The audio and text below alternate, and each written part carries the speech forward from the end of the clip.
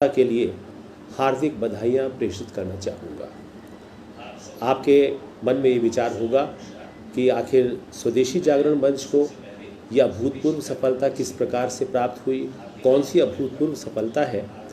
मैं यहाँ पर आपका ध्यान आकर्षित करना चाहूँगा एक बहुत ही महत्वपूर्ण तथ्य की ओर कि अभी निकट भूतकाल में ही भारतीय केंद्रीय सरकार के शीर्षस्थ नेतृत्व के द्वारा ये घोषणा की गई कि हमारा लक्ष्य देश को आत्मनिर्भर बनाना है। और दूसरी ओर स्वदेशी जागरण मंच संपूर्ण देश के अंदर स्वदेशी का न केवल प्रचार प्रसार कर रहा है, बल्कि स्वदेशी वस्तुओं के प्रयोग के लिए लोगों को निरंतर प्रेरित कर रहा है, जागृत कर रहा है, और इस दिशा में उसने पर्याप्त सफलता प्राप्त की है।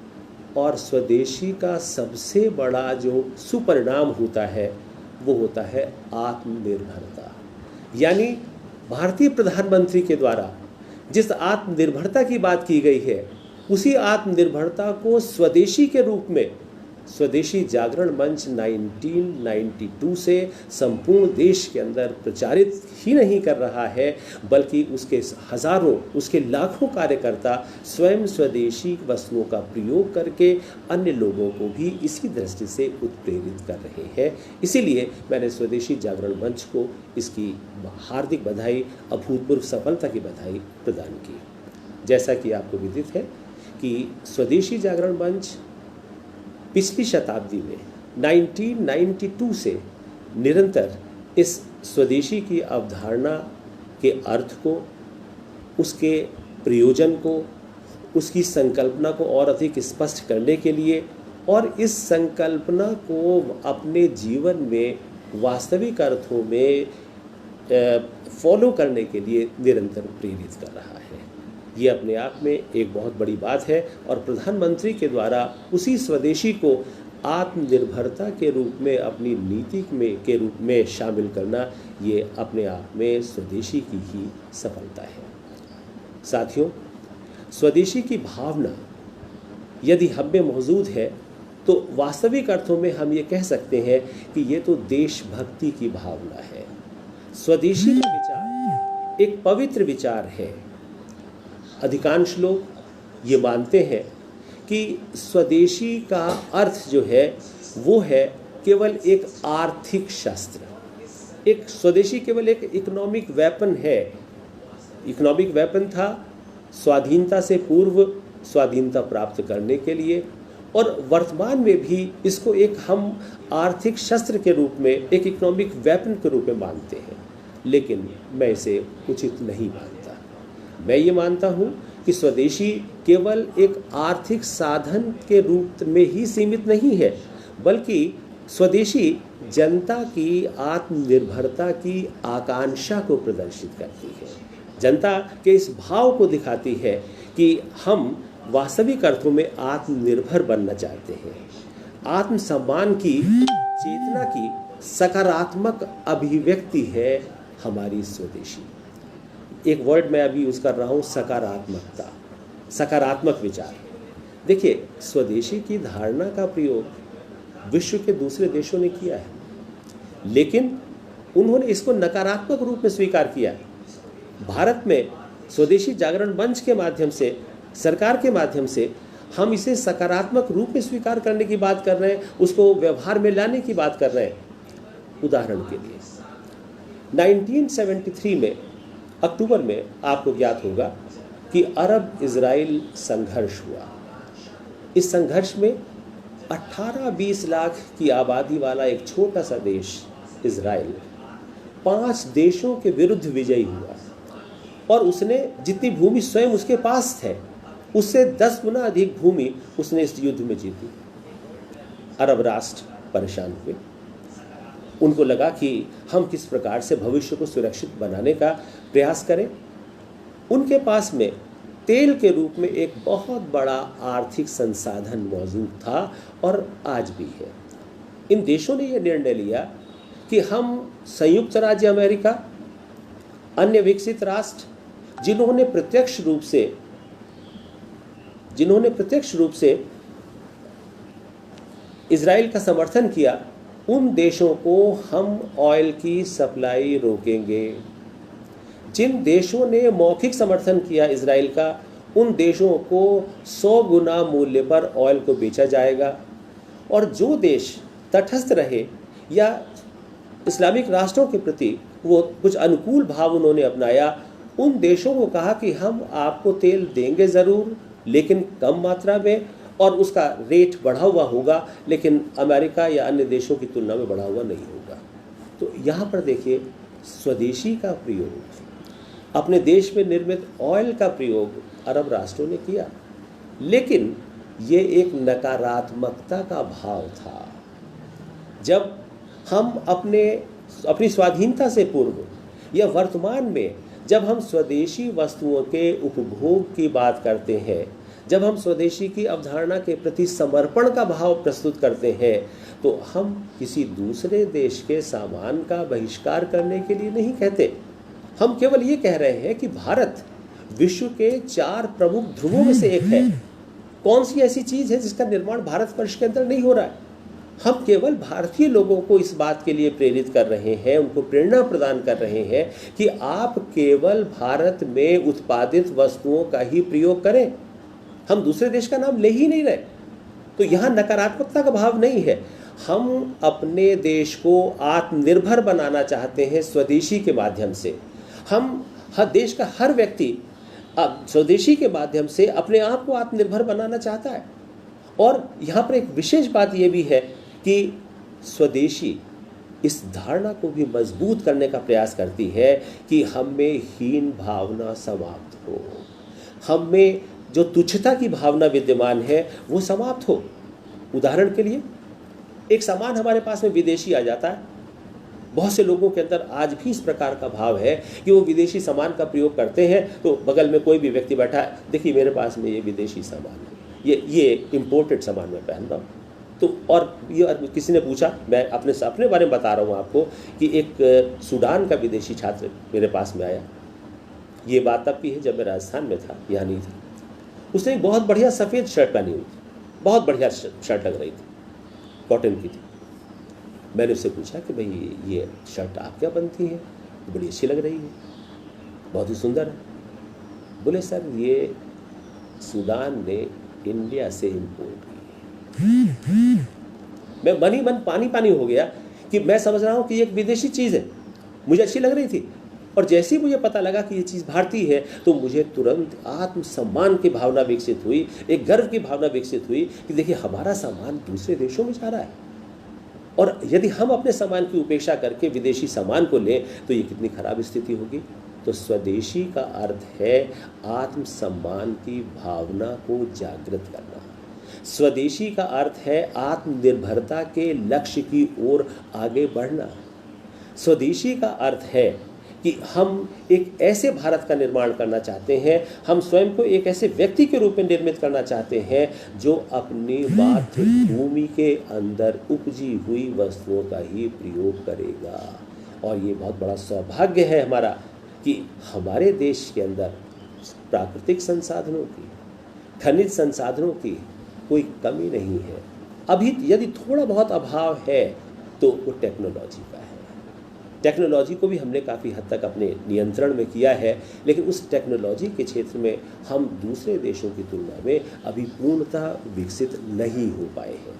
लेकिन मैं समझता हूँ कि उस दिशा में हम आगे बढ़ रहे हैं और जल्दी इस दिशा में। स्वदेशी का एक अभिप्राय मातृभूमि के प्रति पूर्ण समर्थन है।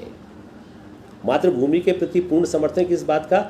कि जिस भारत देश के अंदर जिन चीज़ों की उपज हो रही है, जिस रॉ मटेरियल को हम प्राप्त कर रहे हैं, उसको हम प्रोडक्ट के रूप में कन्वर्ट करेंगे और उसका उपभोग करेंगे। अर्थात हम स्वराज्य, वास्तविक स्वराज्य की ओर बढ़ने का प्रयास करेंगे। और ये स्वराज्य जो है ये स्वदेशी के माध्यम से ही वास्तविक अर्थों में प्राप्त हो सकेगा। मैंने आपसे कहा कि तुच्छता के भाव को समाप्त करती है और हर व्यक्ति जो है वो स्वयं के महत्व को समझने लगता है। इसी संदर्भ में मैं ये कहना चाहूँगा कि स्वदेशी के लिए, उसको प्रचारित करने के लिए, उसके प्रयोग के लिए ये आवश्यक है कि शासन और हमारे स्वदेशी जागरण मंच जैसे संगठनों के द्वारा राष्ट्रीय स्तर पर, युद्ध स्तर पर प्रचार किया जाना चाहिए। और यही मैं आपसे निवेदन करना चाहूँगा कि जब हमारे चलचित्र पर या टीवीज़ के ऊपर अमिताभ बच्चन साहब आते हैं, सलमान खान साहब आते हैं, या दूसरे बड़े बड़े अभिनेता आते हैं जिनके प्रति हम पर्याप्त आकर्षित रहते हैं, जब वे विदेशी वस्तुओं का विज्ञापन करते हैं, तो मुझे तो ऐसा लगता है कि संभवतः वे एक ऐसा कृत्य कर रहे हैं जो राष्ट्र के हित में नहीं है। यहाँ पर एक उदाहरण आप देखिए, कोका कोला अमेरिका के जॉर्जिया प्रदेश के एटलांटा नगर में बनता है। अगर भारतवर्ष के अंदर, देखिए मैं बहिष्कार शब्द का प्रयोग नहीं कर रहा हूँ, लोगों से ये नहीं कहा जा रहा कि आप बहिष्कार कीजिए, केवल हम ये कह रहे हैं कि हम उस पेय पदार्थ के स्थान पर भारतवर्ष के अंदर यदि हम किसी भारतीय पेय पदार्थ का प्रयोग करना शुरू कर दें तो अमेरिका को जितना नुकसान भारतवर्ष के अंदर हुआ है उससे कम नुकसान संपूर्ण अफ्रीकी देश के 56 देशों के इसके बहिष्कार करने पर उससे ज़्यादा होगा। जस्ट इमेजिन कि भारत इतना बड़ा इंटरनेशनल मार्केट है कि अगर हम कोका कोला का प्रयोग बंद कर दें तो एटलांटा के अंदर ये आपका जो प्लांट है कोका कोला वाला वो बंद हो सकता है। हम भारतीय पेय पदार्थों का प्रयोग क्यों नहीं करते? नींबू पानी, आप शक्कर डालिए उसके अंदर, आप थोड़ा नमक डालिए, उसका प्रयोग कीजिए, आप देखिए कि वो गर्मियों में कितना लाभप्रद रहेगा। लेकिन हमारे सामने जब सलमान खान आते हैं और जब कोका कोला या कोई और ड्रिंक पीते हुए दिखाते हैं तो हम इतना आकर्षित होते हैं, हमको लगता है कोका कोला के अंदर पता नहीं ऐसी कौन सी चीज़ है जो इतना ज़्यादा ऊर्जावान है, इतनी ज़्यादा ऊर्जा उत्पन्न कर देती है कि हमें भी उसका प्रयोग करना चाहिए। तो कम से कम भारतीय अभिनेताओं को ऐसे पदार्थों का ही विज्ञापन करना चाहिए जो भारतीय हो, जो स्वदेशी हो। हम उनको बाध्य तो नहीं कर सकते, लेकिन हम उनसे इस दिशा में निवेदन अवश्य कर सकते हैं। तो ये प्रयास सरकार की ओर से, स्वदेशी जागरण मंच की ओर से निश्चित रूप से किया जाना चाहिए। स्वदेशी जागरण, स्वदेशी हमको लीड करती है आर्थिक आत्मनिर्भरता की ओर। इकोनॉमिक डिपेंडेंस, यदि हम इकोनॉमिक आर्थिक क्षेत्र के अंदर यदि हम वास्तविक अर्थों में आत्मनिर्भर बनना चाहते हैं तो हमें स्वदेशी के लक्ष्य को ही प्राप्त करना पड़ेगा। गांधी जी ने स्वाधीनता से पूर्व, गोपाल कृष्ण गोखले ने, तिलक ने, या उनसे बहुत पहले, इन सबसे बहुत पहले महर्षि दयानंद ने सबसे पहले कंसेप्ट दिया था स्वदेशी का। इस कंसेप्ट को गोखले के द्वारा विस्तारित रूप प्रदान किया गया। गोखले उसको उतना पॉपुलर नहीं बना पाए जितना तिलक के द्वारा बनाया गया। तिलक ने युद्ध स्तर पर उसको प्रचारित किया, और बाद में आपने देखा कि महात्मा गांधी ने सत्य, अहिंसा और सत्याग्रह के साथ साथ एक बहुत ही महत्वपूर्ण साधन के रूप में स्वदेशी को अपनाया, और स्वदेशी के माध्यम से उन्होंने राष्ट्रीय स्वाधीनता के लक्ष्य को प्राप्त करने में सफलता भी प्राप्त की। तो मैं निवेदन करना चाहूँगा कि यदि हम अपने देश के अंदर स्वदेशी का प्रयोग करते हैं तो आर्थिक क्षेत्र में हम आत्मनिर्भरता के लक्ष्य को, प्रधानमंत्री जी के उद्देश्य को निश्चित रूप से पूरा कर सकते हैं। यदि हमारे देश के अंदर स्वदेशी वस्तुओं का उपभोग होगा तो आप ये निश्चित मानिए कि विदेशी वस्तुओं का प्रयोग ऑटोमेटिकली रुका। हम ये नहीं कह रहे हैं कि चाइना की चीज़ों का प्रयोग हम बंद कर दें या अन्य चीज़ों का प्रयोग बंद कर दें। हमें केवल अपनी चीज़ों का प्रयोग करना है। उसका परिणाम ये होगा कि जो इंडस्ट्रीज़ लगी हुई हैं या जो हमारे यहाँ इंपोर्ट हो रहा है विदेशी वस्तुओं का, वो धीरे धीरे अपने आप ही समाप्त हो जाएगा जब भारत के अंदर उनको लाभ प्राप्त नहीं होगा। और जब भारतीय इंडस्ट्रीज़ में बने हुए सामानों की खपत भारतवर्ष के अंदर बढ़ेगी तो ये इंडस्ट्रीज़ अपनी संख्या को बढ़ाएंगी, अपनी क्वालिटी को बढ़ाने का प्रयास करेंगी, और इसी तरीके से हमारी अर्थव्यवस्था का पुनर्निर्माण संभव हो सकेगा और हम एक स्ट्रॉन्ग अर्थव्यवस्था के रूप में संपूर्ण विश्व के अंदर प्रदर्शित होंगे। इसी के साथ साथ मैं ये भी निवेदन करना चाहूँगा कि जब सभी भारतीय वस्तुओं का उपभोग करेंगे तो निश्चित रूप से हमें कम आयातों की आवश्यकता पड़ेगी।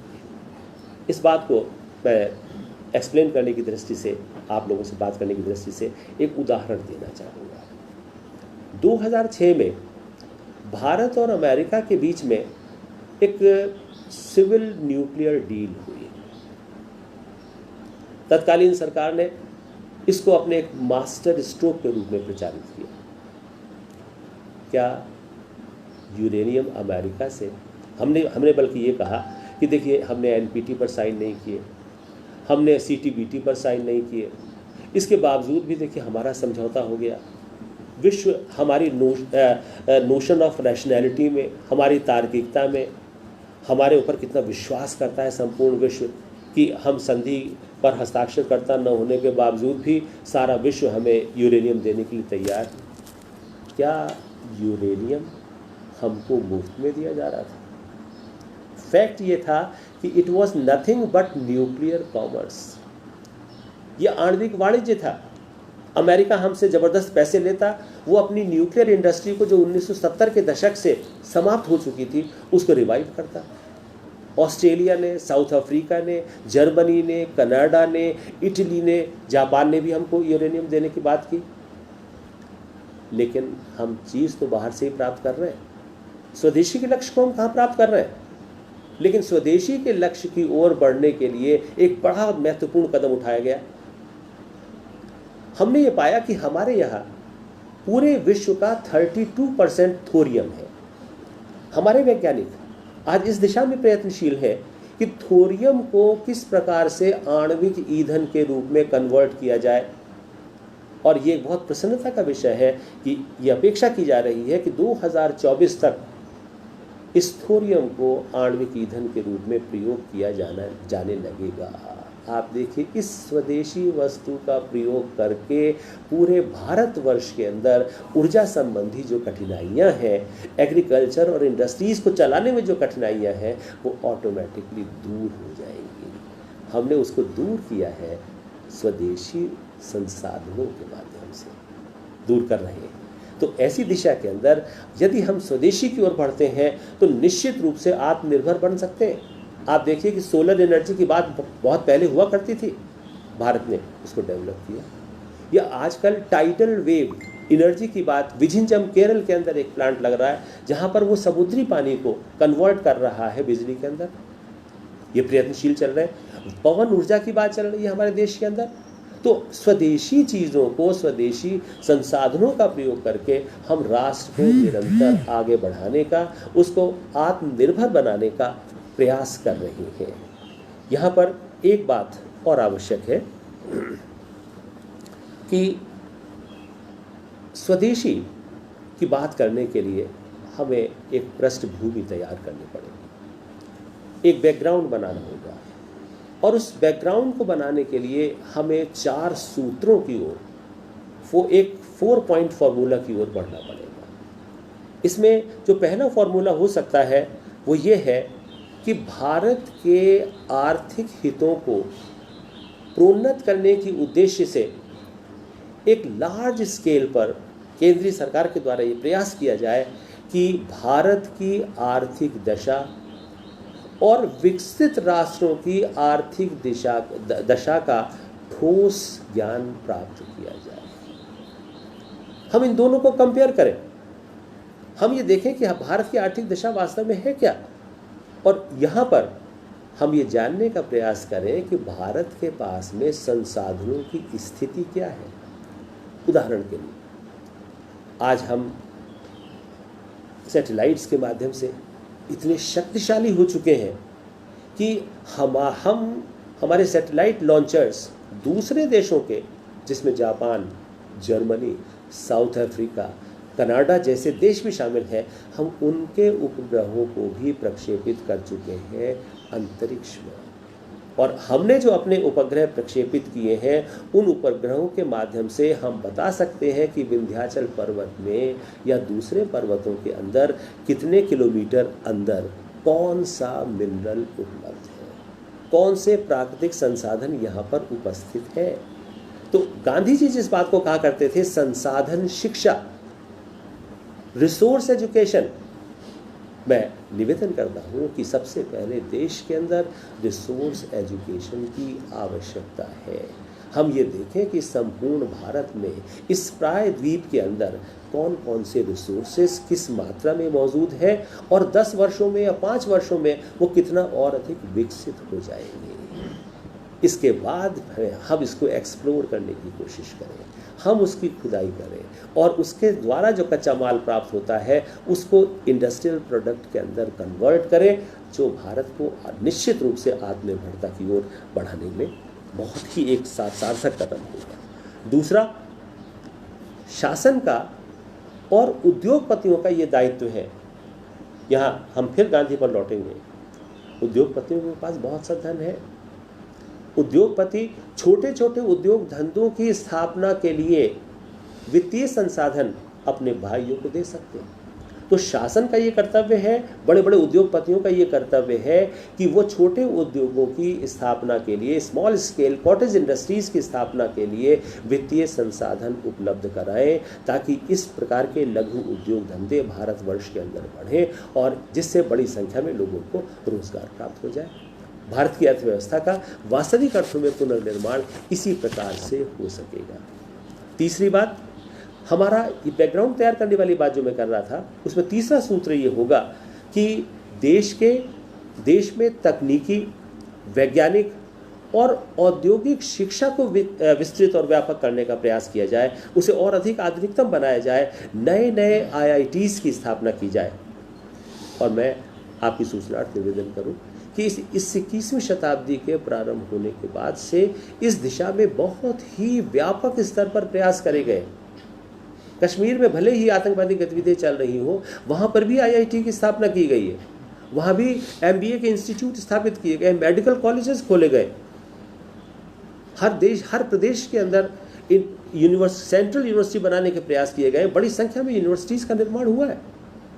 और वर्तमान सरकार ने तो 2014 के बाद से मोदी जी ने एक ड्रीम प्रोजेक्ट अपना प्रस्तुत किया, स्किल डेवलपमेंट, कौशल विकास कार्यक्रम। कौशल विकास कार्यक्रम क्या है? फैक्ट ये है कि कौशल विकास कार्यक्रम स्वदेशी को प्रोत्साहित करता है। कौशल विकास कार्यक्रम कौशल का विकास करके हमारे युवाओं के बीच में उनको सेल्फ रोजगार के, सेल्फ एम्प्लॉयमेंट के अवसर उपलब्ध करा रहा है। और अभी तक मैं समझता हूँ कि यदि मैं सही नहीं हूँ तो लगभग 10 करोड़ युवाओं को स्किल डेवलपमेंट के माध्यम से स्किल्ड किया जा चुका है और उन्होंने अपने स्वरोजगार को, एक सेल्फ एम्प्लॉयमेंट को प्राप्त किया है। ये एक बहुत बड़ी सफलता है। लेकिन यहीं पर मैं एक कमी को भी बताना चाहूँगा आपसे, उसको शेयर करना चाहूँगा कि मोदी जी का ड्रीम प्रोजेक्ट है स्किल डेवलपमेंट।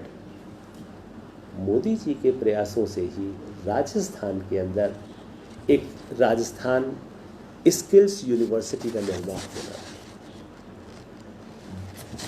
एक दल की सरकार केंद्र में और उसी दल की सरकार राजस्थान के अंदर उसमें मौजूद थी। 2015 में एक एक्ट पारित हो गया, जयपुर स्थित इंस्टीट्यूट ऑफ लीडरशिप डेवलपमेंट को कन्वर्ट कर दिया जाएगा राजस्थान स्किल्स यूनिवर्सिटी। मोदी जी चाह रहे थे कि ये एक फर्स्ट यूनिवर्सिटी जो है स्किल्स यूनिवर्सिटी के रूप में विकसित हो।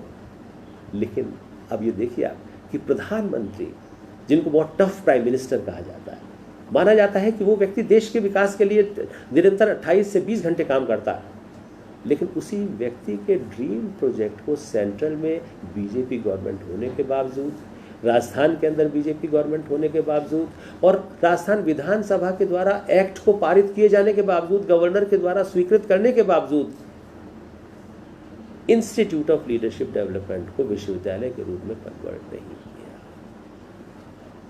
प्रधानमंत्री का ड्रीम प्रोजेक्ट, प्रधानमंत्री को हर सूचना प्राप्त नहीं हो पाती और न ही वास्तव में वो प्राप्त वो करेंगे, वो तो देश के बड़े बड़े कामों में लगे हुए। लेकिन यदि इस प्रोजेक्ट को कंप्लीट किया जाता, जो एक्ट के रूप में आ चुका था, मतलब कानून का उल्लंघन केंद्र और प्रांतीय दोनों सरकारों ने किया, और मुझे लगा कि शायद प्रांतीय सरकार ज़्यादा जिम्मेदार थी। तो यदि इस ड्रीम प्रोजेक्ट को पूरा किया जाता तो आप सोचिए कि कितनी बड़ी संख्या के अंदर राजस्थान के अंदर बेरोजगारी की समस्या को समाप्त किया जा सकता था। सेल्फ एम्प्लॉयमेंट की प्रॉब्लम को प्राप्त किया जा सकता, एम्प्लॉयमेंट की प्रॉब्लम को हम दूर कर सकते थे। और इसी के साथ साथ हम स्वदेशी वस्तुओं का प्रयोग करते, जब हमारे सारे भारतीय युवक जो हैं वो शिक्षा प्राप्त कर रहे हैं, वो स्किल्ड हो रहे हैं, तो कितने बड़े विकास की स्थिति उत्पन्न होती।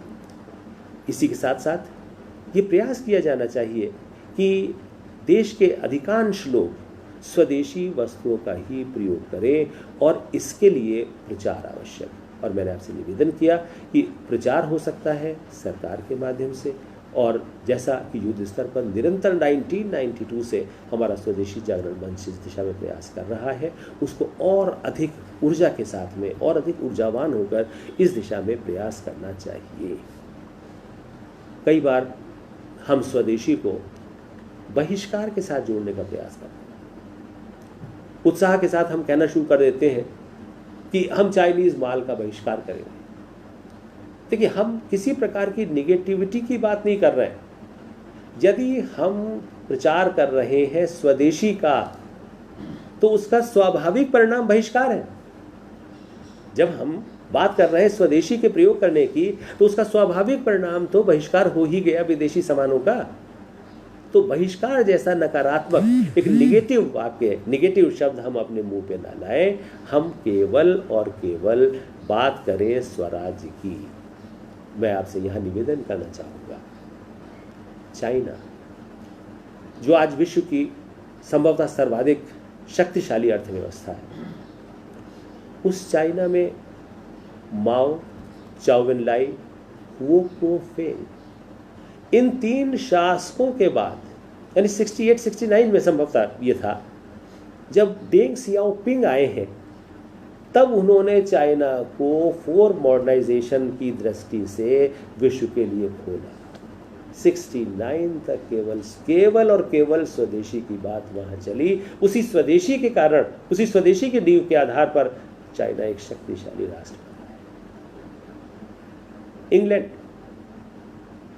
जो 1945 तक दुनिया का नंबर 1 कंट्री था, जिसके पास कॉलोनीज थी, आर्थिक दृष्टि से जबरदस्त शोषण उसने किया, वो इंग्लैंड ग्लोबलाइजेशन के कंसेप्ट को अस्वीकार कर रहा है। वो विदेशी कंपनियों को भारत हटा रहा है इंग्लैंड से, लंदन से। तो उसको लगा कि वैश्वीकरण के कारण विदेशी माल यहाँ पे ज़्यादा बिक रहा है, हमारा शुद्ध का माल समाप्त हो रहा है, बेकार जा रहा है। उस ब्रेक्जिट का परिणाम ये हुआ कि इंग्लैंड आज स्वदेशी की ओर बढ़ रहा है। राष्ट्रपति ट्रंप अमेरिका के अंदर जब बात करते हैं अमेरिकन फर्स्ट, तो यहां पर उनका आह्वान है कि आप अधिक से अधिक निर्यात तो कर लीजिए चीजों का, लेकिन आप स्वदेशी वस्तुओं का ही प्रयोग करेंगे। 1945 तक जापान को बुरी तरीके से रौंद दिया गया, जापान बुरी तरह से परास्त हुआ। वो जापान आज विश्व की एक बहुत ही शक्तिशाली अर्थव्यवस्था है। क्यों? जापान का सामान आपने देखा होगा विश्व के विभिन्न देशों में और स्पेशली एशियाई देशों के अंदर, क्या दूसरे देशों का सामान जापान के अंदर जा रहा है? बहुत कम। तो स्वदेशी को अपनाकर ही जापान शक्तिशाली बना है। और यहीं पर मैं फिर एग्जाम्पल देना चाहूँगा रशिया का। 1960 से लेके 1979 तक, यानी जब दिसंबर 1979 में अफगानिस्तान में सैनिक हस्तक्षेप हुआ है सोवियत संघ का, उस दौरान तक का जो काल है वो तनाव शैथिल्य का काल कहलाता है, वो पीरियड ऑफ देता कहलाता है। उस पीरियड ऑफ देता में रशिया के द्वारा आर्थिक आत्मनिर्भरता के लक्ष्य को प्राप्त करने का प्रयास किया गया। अमेरिका यहाँ पे चूक गया और यही कारण था कि रशिया एक बार से फिर उभरा और उसने अमेरिकन सुप्रीमेसी को चैलेंज किया। 21वीं शताब्दी के प्रारंभ होने के बाद, 21वीं शताब्दी से पहले यानी 1991 से 2000 तक रशिया डिपेंडेंट था अमेरिका यूरोपियन कंट्रीज़ पर। लेकिन जैसे ही वो अपने पैरों पर, उसने अपनी अर्थव्यवस्था को एक बार फिर खड़ा किया, उसने फिर वही स्वदेशी के मामले को अपनाया। आपने सुना होगा कि हम हथियार प्राप्त करते हैं अमेरिका से, वो रशिया से, अमेरिका से। क्या रशिया हथियार प्राप्त कर रहा है किसी से? क्या वो अमेरिका से हथियार प्राप्त कर रहा है? हम छोटे से देश इजराइल से हथियार प्राप्त कर रहे हैं। और अभी हाल ही में हमने कहा कि डिफेंस के क्षेत्र में भी हम FDI लाएंगे। हमने कहा कि हम LIC के क्षेत्र में FDI जो LIC जो कभी नुकसान में नहीं आई है उसके क्षेत्र में भी FDI ले आएंगे। क्यों? आत्मनिर्भरता और ये इन क्षेत्रों की FDI परस्पर विरोधी अवधारणाएं प्रतीत होती हैं। यहाँ पर सरकार को इस दिशा में विशेष ध्यान देने की आवश्यकता हो। इसी के साथ साथ मैं यहाँ ये भी कहना चाहूँगा कि स्वदेशी की अवधारणा को यदि हमने अपना लिया तो यह अवधारणा नैतिक दृष्टि से बहुत उचित अवधारणा है। किस प्रकार से ये एथिकल है या मॉरल है? एथिकल इस दृष्टि से है कि ये हमारे मन में आत्मसम्मान के भाव उत्पन्न करती है। हमें आवश्यकता नहीं है विदेशी सामानों की, हमारे पास क्वालिटी है, हमारे पास क्वांटिटी है, तो हम विदेशी सामानों को क्यों प्राप्त करें? बिजनेस गुरु बाबा रामदेव, उन्होंने स्वदेशी के प्रचार में, प्रसार में और प्रयोग में एक क्रांतिकारी स्थिति भारतवर्ष के अंदर उत्पन्न की है। लेकिन मैं निवेदन करूंगा कि वर्तमान में कुछ शिकायतें ये आ रही हैं कि सामान की जो गुणवत्ता है उसमें कहीं थोड़ा बहुत ह्रास हो रहा है। तो स्वदेशी का निर्माण हो, हम स्वदेशी में निश्चित रूप से रहेंगे, स्वदेशी को अपनाएंगे, लेकिन हमें क्वालिटी के साथ में किसी प्रकार का कॉम्प्रोमाइज़ नहीं करना है। और मैं अंत में ये कहना चाहूँगा कि विश्व के विभिन्न राष्ट्र जो आज महाशक्तियों के रूप में गिने जाते हैं, वो कहीं ना कहीं स्वदेशी की अवधारणा को सम्मान प्रदान करते हैं और इस स्वदेशी की अवधारणा के माध्यम से ही वो एक्सपोर्ट कर रहे हैं अपनी चीज़ों को। यदि स्वदेशी को ना अपनाया होता, यदि स्वदेशी उद्योगों की स्थापना ना की होती, तो एक्सपोर्ट करने की स्थिति में वो नहीं होते। एक तुच्छता का भाव, एक हीनता का भाव हमारे मन में अवश्य रहता है कई बार। मैं यहाँ पर आपसे निवेदन करूँ कि 1947 से लेके वर्तमान तक भारत के पास में विश्व का केवल 2.4% लैंड ही तो है। विश्व की 17% से अधिक पॉपुलेशन भारत के पास में है, लेकिन भारत खाद्यान्नों के उत्पादन की दृष्टि से 17% पॉपुलेशन को खिला देता है 2.4% लैंड के अंदर, और बहुत सी चीज़ों को एक्सपोर्ट भी कर देता है। स्वदेशी का, आत्मनिर्भरता का इससे बड़ा दूसरा उदाहरण कौन सा हो सकता है? 2003 से जब से एवियान शिखर सम्मेलन हुआ है G7 का, भारत को निरंतर आमंत्रित किया जाता है उसमें भाग लेने के लिए। यानी विश्व के 7 सर्वाधिक औद्योगिक दृष्टि से विकसित राष्ट्र इस तथ्य को स्वीकार करते हैं कि भारत औद्योगिक विकास की दृष्टि से भी हमारे समकक्ष है। यहाँ भी हमने स्वदेशी को ही अपनाया है। हम भारतीयों की आवश्यकता पूरी कर रहे हैं इन इंडस्ट्रीज के माध्यम से, और कुछ चीज़ों को हम बाहर भी भेज रहे हैं। इसी प्रकार से आप देखिए, पहले 1975 के बाद कभी बियर्स लेक से, कभी केप कैनवरल से हमारे सैटेलाइट्स लॉन्च किए जाते थे। आज आपके सैटेलाइट्स कहाँ से लॉन्च किए जा रहे हैं?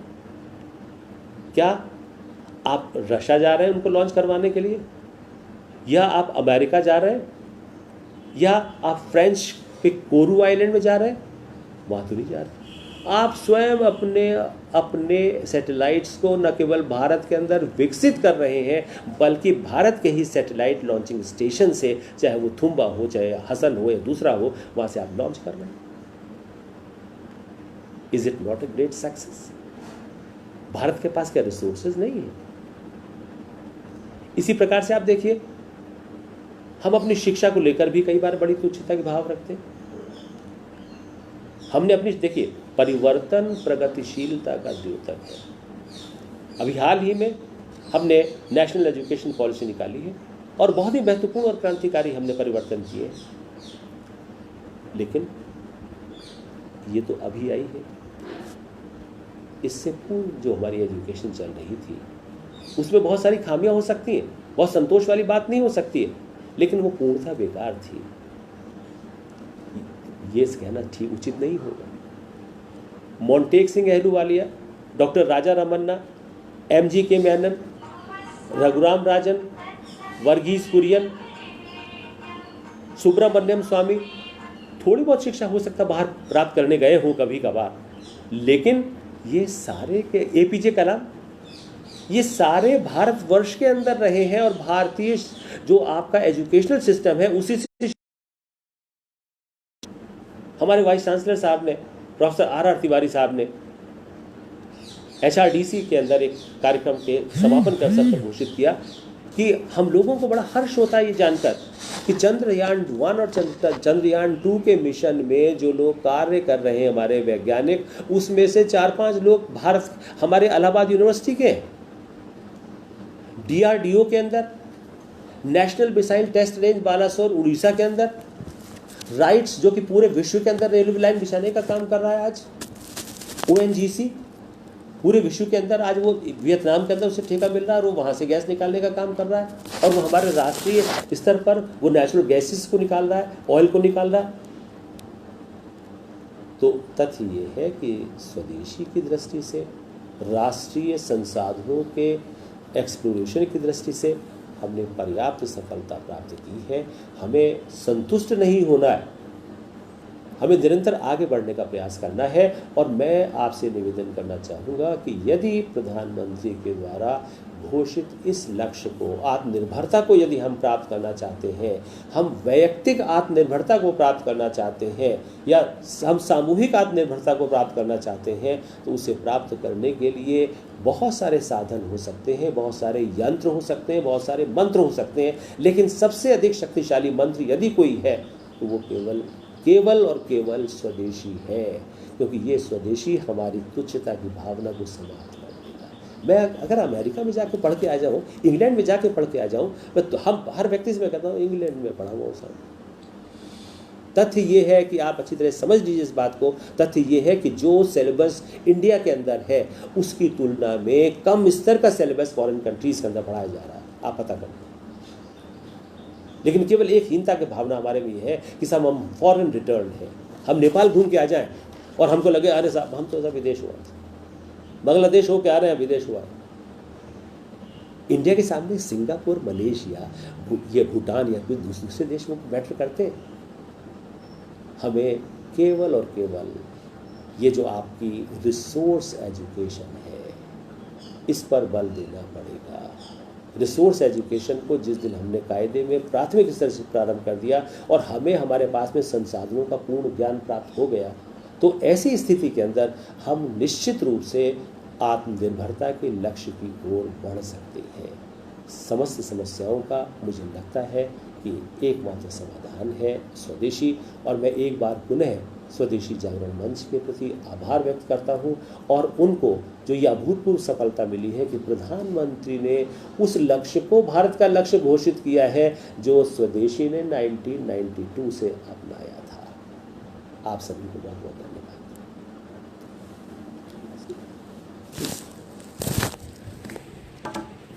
बहुत